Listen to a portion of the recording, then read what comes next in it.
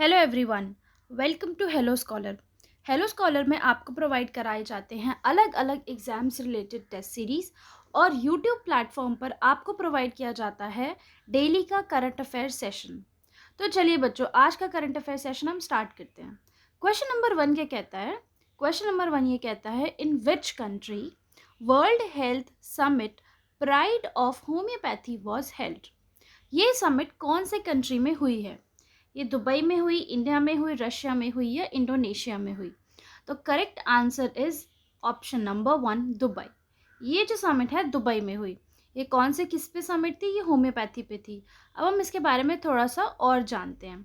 सबसे पहली बात तो ये फर्स्ट एडिशन है इस समिट का, यानी कि इससे पहले ये समिट नहीं हुई थी, पहली बार हुई। ठीक है, 29 अगस्त को हुई थी। अब इसका थीम क्या था? Very very important theme. इसका थीम क्या था? Disease caused by climate change and global warming. ठीक है, हम सब जानते हैं कि ग्लोबल वार्मिंग की वजह से बहुत सारी प्रॉब्लम्स हो रही हैं। अच्छा, बैक्टीरियल वायरस डिजीज तो होते ही होते हैं, लेकिन कुछ ऐसे डिजीजेस होते हैं जो कि स्पेसिफिकली क्लाइमेट चेंज या ग्लोबल वार्मिंग की वजह से होते हैं। उसका सबसे बेस्ट एग्जाम्पल है स्किन कैंसर, जो यूवी रेज से होता है। अगर जितना ज़्यादा से ज़्यादा एक इंसान का exposure to the UV rays will increase, skin cancer होने के चांसेस जो हैं वो उतने ही ज़्यादा बढ़ जाते हैं। ठीक है, ये जो समिट हुई थी इसका एम क्या था? कि लोगों को एजुकेट किया जाए और होम्योपैथिक सिस्टम ऑफ मेडिसिन को प्रमोट किया जाए। ठीक है, कि लोग ज़्यादा से ज़्यादा होम्योपैथी भी प्रेफर करें। ठीक है, ये किसने ऑर्गेनाइज कराई थी? ब्रूनेट होम्योपैथी प्राइवेट लिमिटेड ने, कंपनी है, उसने ये होम्योपैथी जो ये इसने जो होम्योपैथिक समिट है जो है वो ऑर्गेनाइज कराया था। ठीक है, ये जो कंपनी है इसका काम ये बेसिकली किस पे डील करती है? होम्योपैथिक डाइल्यूशन पे डील करती है, मदर टिंचर पे डील करती है, लोअर टाइटरेशन टेबल्स पे टैबलेट्स पे डील करती है, प्रोप्राइटरी मेडिसिन पे डील करती है such as drop, syrup, skin care, hair care and various other homeopathic medicine. तो ये सारा मतलब ये बेसिकली होम्योपैथी मेडिसिन और रेमेडीज़ वगैरह प्रोवाइड करते हैं अलग अलग प्रॉब्लम्स के। ठीक है बच्चों, चलिए नेक्स्ट क्वेश्चन की तरफ हम बढ़ते हैं। Who is going to participate in gas tech Milan 2022? Milan Italy सब जानते हैं, जहाँ पे अनुष्का शर्मा और विराट कोहली की शादी हुई थी। कौन भूल सकता है उस वेडिंग को? तो वो वहाँ पे कौन पार्टिसिपेट करने जा रहे हैं इंडिया से? Gas tech. ठीक है, अब गैस टेक है तो फिर सबको पता है कि कुछ ना कुछ तो है वो गैस से रिलेटेड होगा। ठीक है, चलिए एस जयशंकर पार्टिसिपेट करेंगे, मनसुख मांडविया पार्टिसिपेट करेंगे, अनुराग सिंह ठाकुर पार्टिसिपेट करेंगे या फिर हरदीप सिंह पुरी पार्टिसिपेट करेंगे? तो बच्चों correct option is Hardeep Singh Puri. वो इस समिट में, इस मीटिंग में पार्टिसिपेट करेंगे। ठीक है, गैस टेक मिलान 2022। ठीक है, अब ये कोई कन्फ्यूजन नहीं होनी चाहिए कि कहाँ होने वाला है। वो अपने आप में ही उसका नाम जो है वो लिखा हुआ है मिलान, विच इज़ इन इटली। ठीक है बच्चों, तो जो हमारे मिनिस्टर हरदीप सिंह पुरी कौन है? हमारे natural petroleum and natural gas minister हैं। ठीक है, जो कि एक डेलीगेशन होगा या मीटिंग होगी, वहाँ पे वो पार्टिसिपेट करा है और पार्टिसिपेट करेंगे। गैस्टेक जो है वो वर्ल्ड की लार्जेस्ट गैदरिंग है, जो कि एलएनजी क्या होता है बच्चों? Liquefied natural gas. ठीक है, उस पर फोकस करेंगे और कैसे मतलब कैसे पेंडेमिक के बाद कैसे जो एनर्जी कंजम्पशन है वो चेंज हुआ है और इवॉल्व हुआ है। लोग जो है वो ज़्यादा क्लीनर और ग्रीनर एनर्जी की टूवर्ड्स जो है वो डाइवर्ट हुए हैं, डेविएट हुए हैं, rather than sticking to their sticking to their traditional petroleum और बाकी सारी चीज़ें हैं ना। लोगों ने new solar panel, solar energy लोगों ने ज़्यादा कंज्यूम करना स्टार्ट कर दिया। इलेक्ट्रिक व्हीकल्स जो है वो ट्रेंड में हैं। तो ये सारी चीज़ें आप कैसे एनर्जी ट्रांजिशन की तरफ जा सकते हैं। ठीक है बच्चों, ये सब इस समिट में है।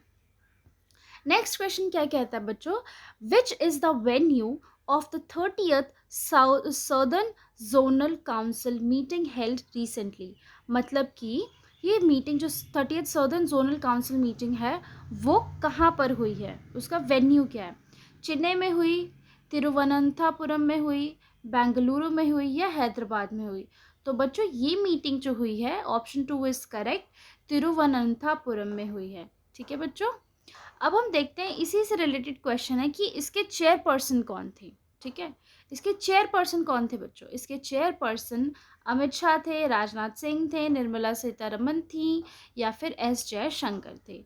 तो बच्चों इनके इस मीटिंग के जो चेयरमैन हैं वो हैं अमित शाह। अमित शाह कौन है? हमारे होम मिनिस्टर। ठीक है बच्चों, चलिए नेक्स्ट क्वेश्चन की तरफ बढ़ते हैं बच्चों। नेक्स्ट क्वेश्चन आपसे ये पूछता है, who has been appointed as the new CMD?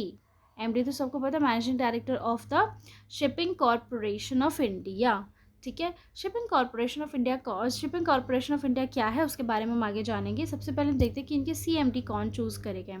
HK Joshi, Dingle Vikram, captain PK Tyagi, Dipankar Haldar.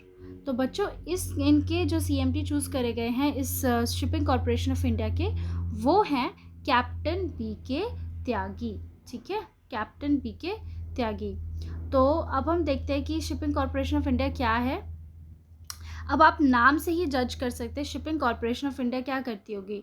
Ship करती होगी, शिपिंग में डील करती होगी। किस चीज़ का शिपिंग होता है? आप वेसल्स जो होते हैं ना, देखो बच्चों, manage vessel service both national international lines. इसका मतलब क्या है बच्चों कि नेशनल और इंटरनेशनल ट्रेड होता है। वेसल्स जैसे आप शिप्स देखते हो, उसमें बहुत बड़े बड़े वेसल्स होते हैं, उसमें कमोडिटीज होती है, वो रख कर ट्रेड करी जाती है, इम्पोर्ट और एक्सपोर्ट करी जाती है। ठीक है बच्चों, तो वो जो शिपिंग कॉरपोरेशन ऑफ इंडिया है वो इस चीज़ में डील करता है। इसका जो ओनरशिप है वो किसके पास है? शिपिंग मिनिस्ट्री ऑफ शिपिंग के पास है, गवर्नमेंट ऑफ इंडिया। इसका हेडक्वार्टर किधर है?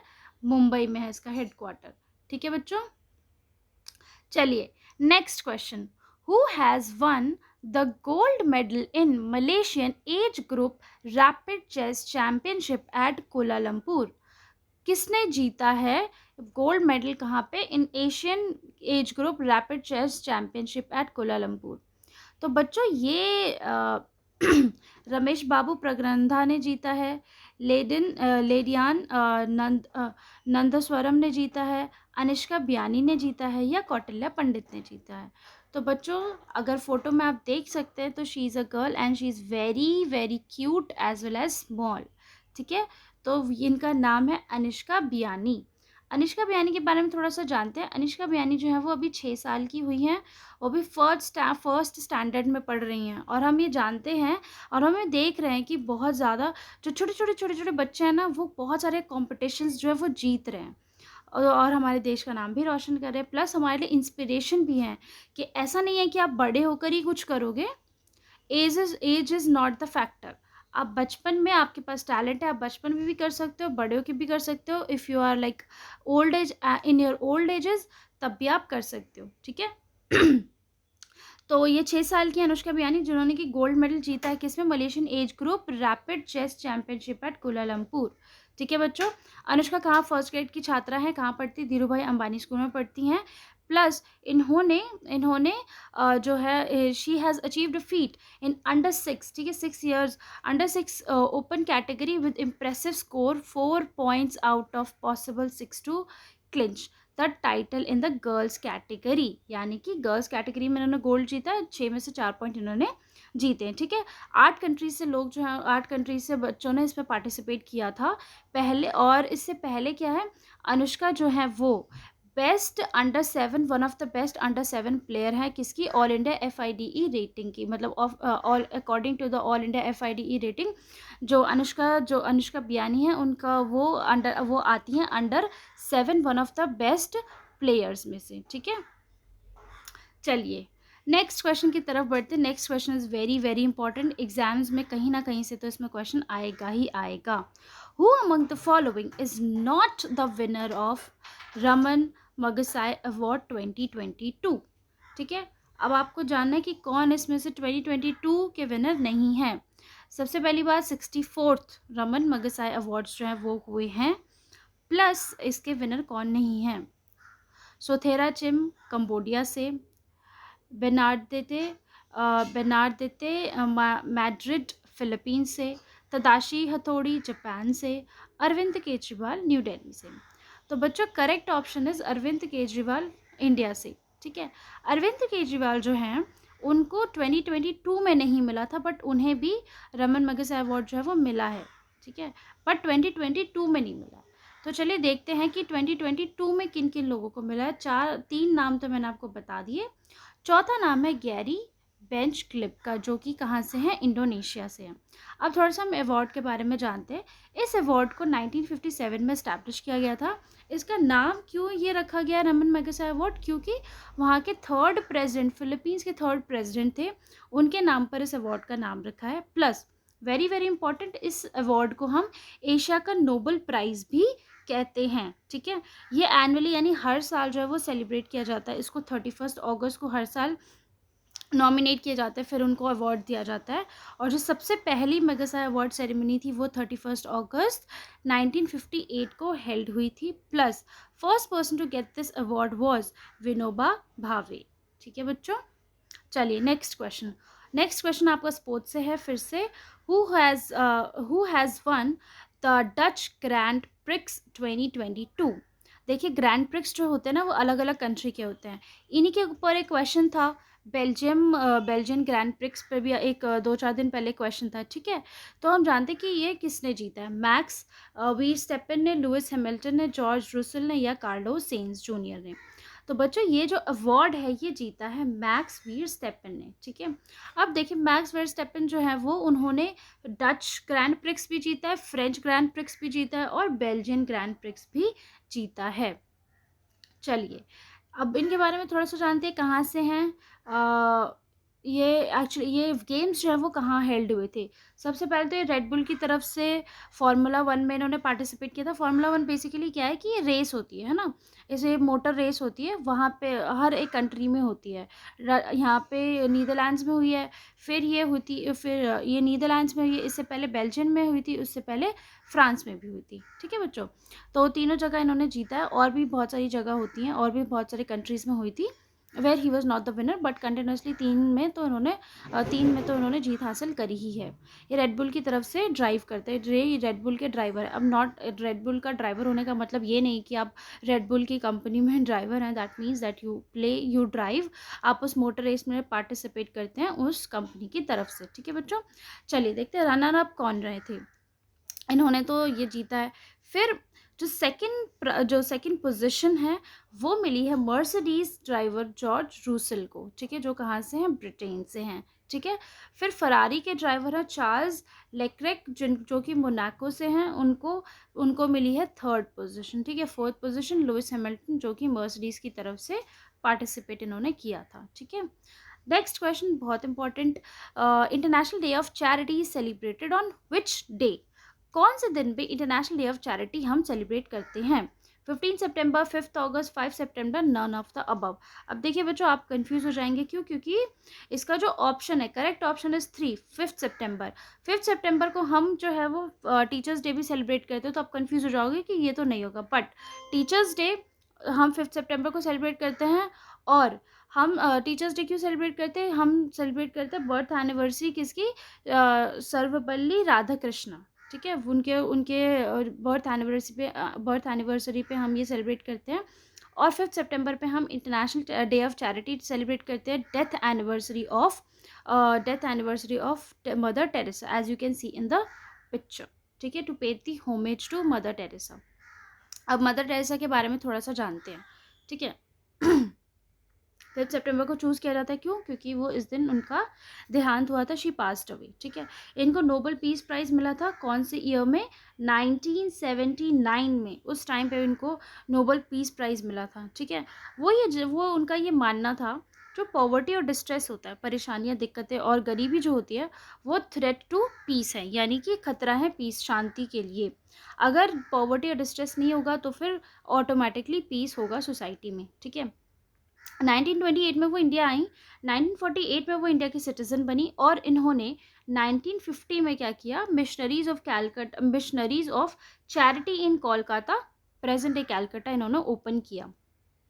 ठीक है, फिर उन्हें मरते दम तक हम जानते हैं कि गरीबों के लिए चैरिटी वर्क जो इन्होंने करते रही हैं, इसलिए हम इनको बहुत ज़्यादा मानते भी हैं। Which country is building world's first open access CCS infrastructure. तो बच्चों, CCS का मतलब क्या है, कार्बन